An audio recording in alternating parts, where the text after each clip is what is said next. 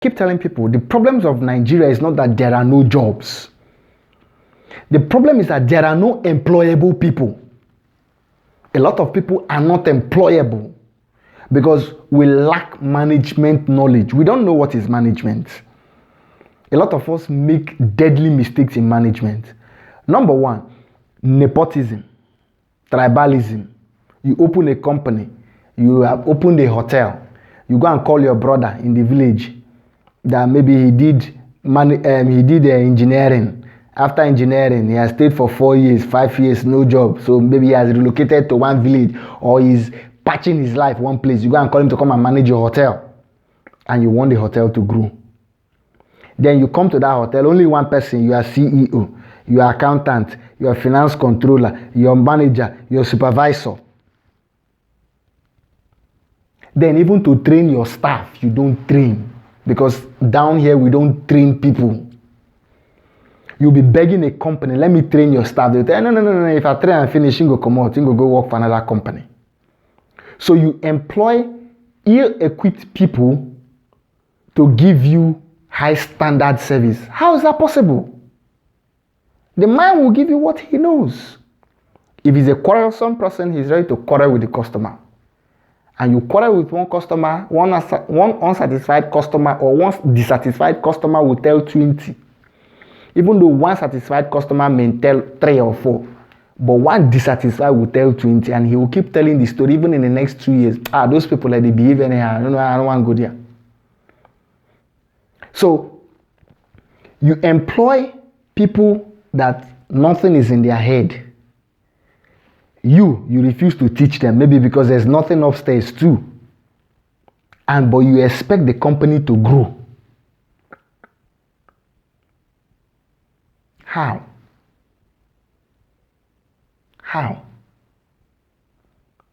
Is it by magic? So we need to make a system work. We need to make the systems work by making ourselves work, by understanding what management is. I think everything in Nigeria boils down to this management. We need to know how to manage ourselves and the system, because when we manage ourselves properly, we'll be able to manage the system and make it grow.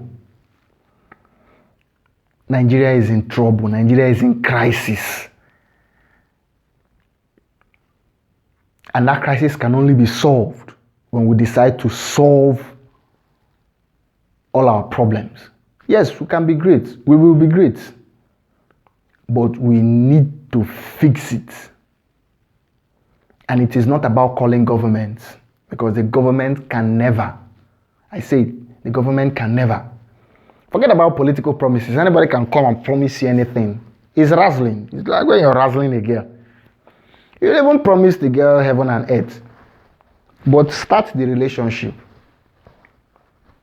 Let me see, after you don't chop one mouth, chop 2 clean mouth. Maybe that girl used to even call honey. Or sometimes even after marriage, that your honey will become Mama Ijoma. Somebody used to call sweetheart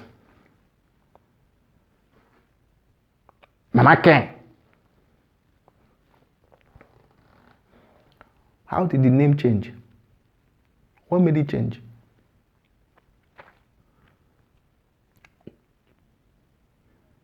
Or you now call her name. Somebody is called Jenny. Jane.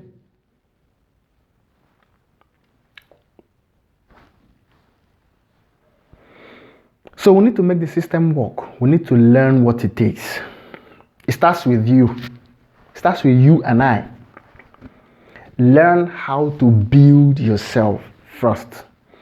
Build your potentials, build your capabilities, build the you that is in you.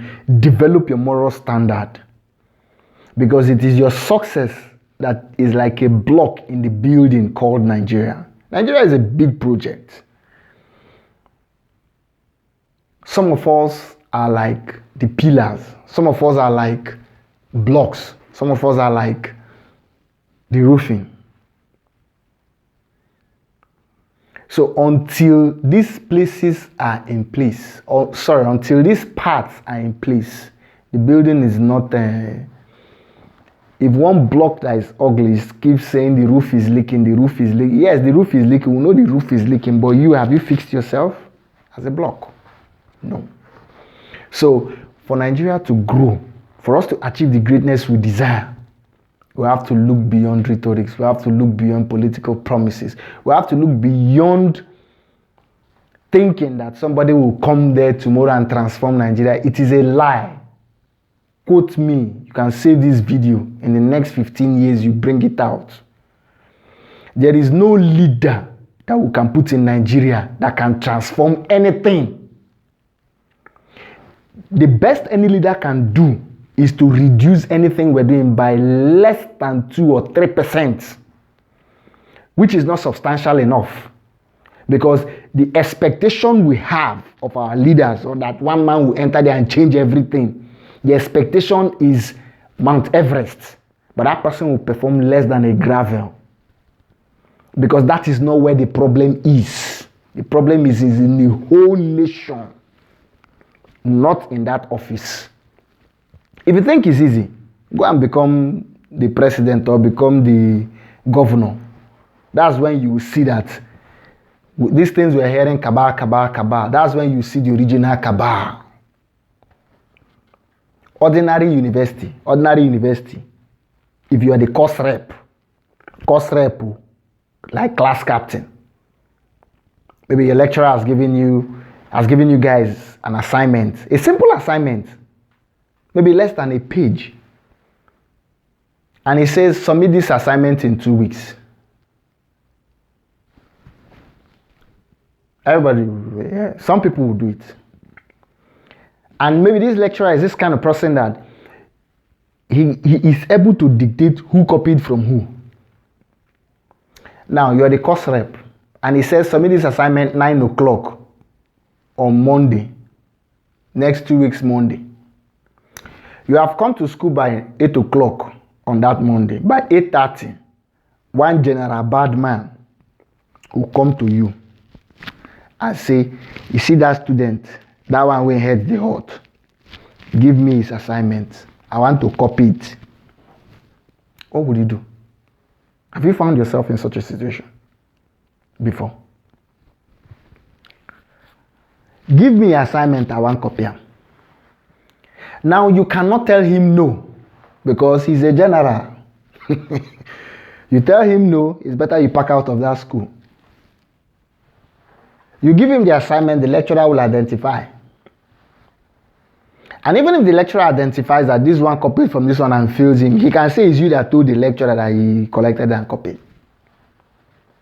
So you're in a dilemma. What do you do? What do you do? That's where some people find a way around it by, how do I put it now? Some people find a way around it by doing what is wrong. Yes, let me say do what is wrong. Like when next a lecturer gives them assignment, they know that this one, that general, he has no time.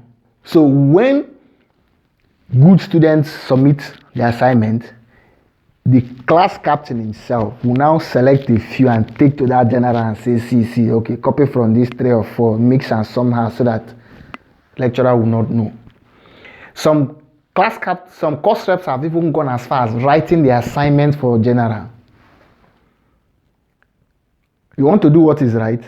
You want to go and report general to lecturer? Go now. So if in a little environment where people were sent to come and acquire certificates is as deadly as this. In my school in SUG, people they die. Departmental head alone said people they die. These are people they sent to come and learn in school. Come and learn. But they came there and became generals. So if this can be happening in a school environment, tell me what is going on out there in the political arena. Tell me what is going on in the greater Nigeria where you have capitalists. And you know, if in our basic business studies, Capitalism is cutthroat, dog chop dog. So there are cabals that are ready to frustrate the leadership of a nation or a state, a government or a governor, simply because their own agenda is different from his own. We've seen it play out several times in history. So it is not easy up there. You may think it's easy, but it is not. Uneasy lies the head that bears the crown. When you go up there, you will now see the challenges that people are facing. Or you think that maybe when you are a good man, maybe like in your religious home, when people are chopping money from one committee, like the building committee or one committee that money comes in so much, then you now say, the principled man. They now go in, you now want to stop all the chopping overnight. My brother, you will die like fowl. They will kill you. I'm not talking of secular, I'm talking of this is the house of God. Be it any temple, whether it's Buddhism, Christianity, Islam, whatever. Try it and you will die like fowl. That is because when you are so high above the people and you try to implement the good policies, so we need to learn to make the system work if we must grow. And not pointing accusing fingers, because that will not help us. So Nigeria is a great nation. Yes, I believe so. And most especially at this point in our history, Nigeria stands at a crucial epoch when the effort of great minds would either lead us to the success we desire, or the activity of ignoble minds or ignorant minds will plunge us into the borrow pit we're all scared of. Tomorrow is not a product of chance. Tomorrow is a product of efforts. We must start to think of what we will do to make Nigeria great individually if Nigeria will grow. It's not an option. There are two ways to this. It's either you're a patriot or you're of the other kind. And if you're of the other kind, then we have a problem in you. But if you are a patriot, then start developing yourself. Start looking beyond. Start building yourself. Start doing what you can to develop your own life, your own moral standard. Because if you do that, you add value to yourself. Then that value will spill into Nigeria. That value will spill into the systems you are. Because from my own experience about life, I've come to realize that sometimes the way people interact with you is not based on who they are, it's based on who you are. If you're a troublesome kind of person, if you're having an interaction with people who normally could be very gentle or quiet, somehow sometimes you may see that they tend to want to be tough as well. Because maybe by psychological analysis, they've seen that this one, if you play gentle with him, he'll just use you to play football. So they try to toughen up. And if you're a gentleman as well, sometimes when you get to a tough environment, they treat you like a gentleman. Yes, they treat you like a gentleman because there's something they see in you that makes them adjust their attitude because they respect you. That's where our personal integrity, our personal dignity matters. So it's not about the society, it's about you as a person. Who are you? What kind of person are you? What kind of moral value do you bring to the table? What kind of things do you do? Do you do what is right or do you do anyhow and hope to get away with it?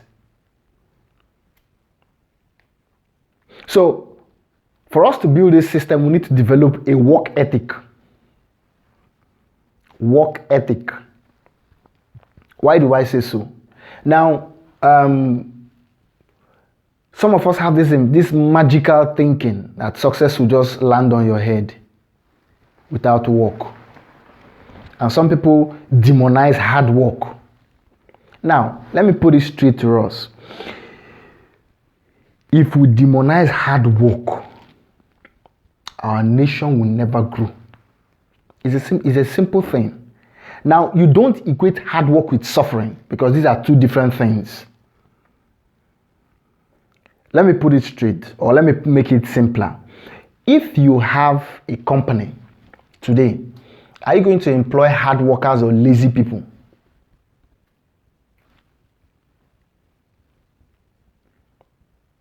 Are you going to employ hard work, people that are working hard, or are you going to employ lazy people? Because there's no in between. It's either you're a hard working person or you're a lazy person. In life, hard work is not suffering. Because for every success, there is an effort. After all, we are meant to understand God worked for 6 days and rested on the 7th day. So who are you? That means if you divide your life, your day into 7, 6 out of it, you should be working. So if we have 24 hours, 24 divided by 7 gives you about 3 hours. 3 gives you 21. Okay, 8. 8 times 3 is 24. So okay, let's dash 2. Let's dash another one. That's 2. Then 6 should go for work. We need to develop work habits. You know, sometimes I wonder why we're not getting it. Because if you go online and see people from Europe, America, and Asia, they talk about work. In fact, people are overworked. You see somebody working 18 hours, 16 hours a day just to make ends meet. But you come here, you see somebody by 9 o'clock, you're still in bed. And you're telling me the economy is hard. Which hard? Who made it hard? Are you simple? Yes, I know the economy is hard. I'm not saying it's simple, but are you simple? Because if the economy is hard, you are harder than the economy. A young man that wakes up by 8 o'clock or by 7 o'clock, you spend so much time watching hopeless television programs.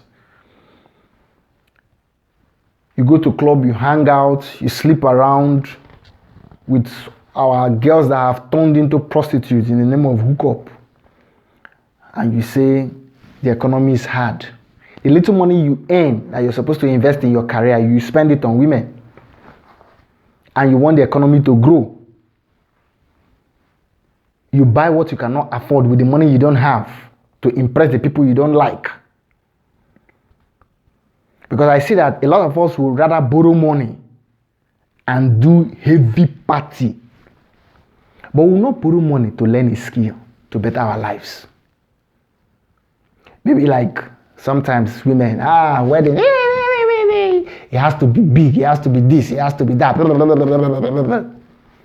I bring money now to add to that wedding, and their problems start. So they won't bring 1 naira, but the list of how they want the wedding to be, talk of town. You don't have money, but you are putting the man under high jump. So the man will go and borrow money. The stupid man will go and borrow money.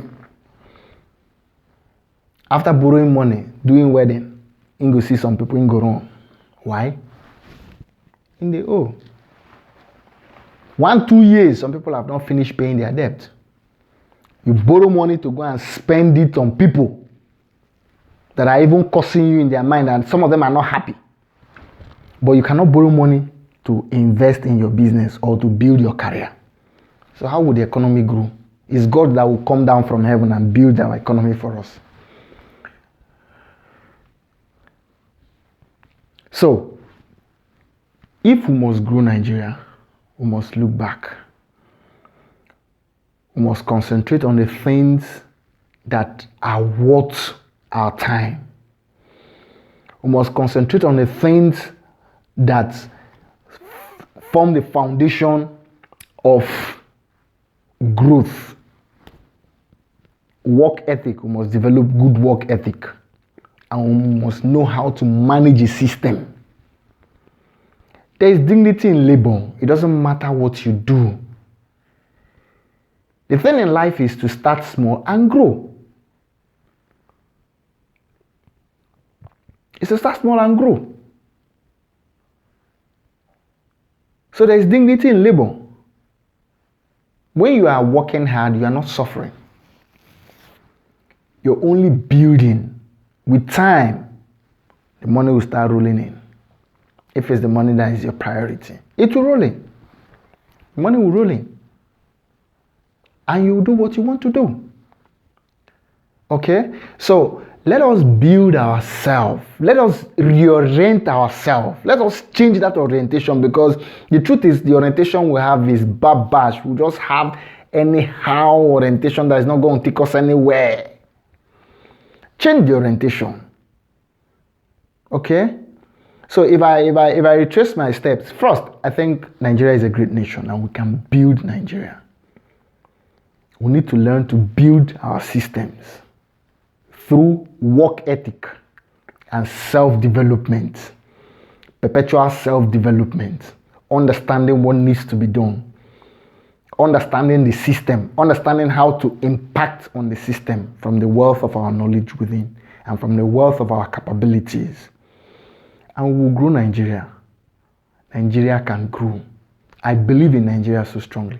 I believe that we can make Nigeria great. And I also believe that there are a few or many of us who can do this. If you're a patriot,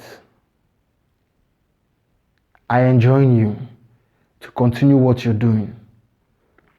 Don't give up. What is happening around us may not be so encouraging, but be steadfast in what you're doing. Someday we'll build a greater Nigeria. Nigeria can be great. Nigeria can be great. It's not about motivating. It's about telling us the future. Because the greatest thing about the future is that it unfolds one step at a time. And we're prophets of the future. Prophecy not by sight, but prophecy by creation. We foresee it and we create it. So I believe we can. We may not be much. If you're listening to this and you're not a patriot, you can still become a patriot. All it takes is for you to decide to become a patriot. For you to decide to want to build Nigeria. For you to decide that Nigeria can be great. And for you to know that there is something within you that will help this greatness. And let us work together to build Nigeria. We're a great nation. We're a great nation. We have the resources, we have the manpower, we have the raw determination. Everywhere you go to in the world, Nigerians excel, maybe by mental or intellectual capability or drive. Nigerians excel. So if we're doing this out there, we can also replicate it at home. We can also build our nation. So let us build our nation and become great once more. Thank you for listening. Cheers.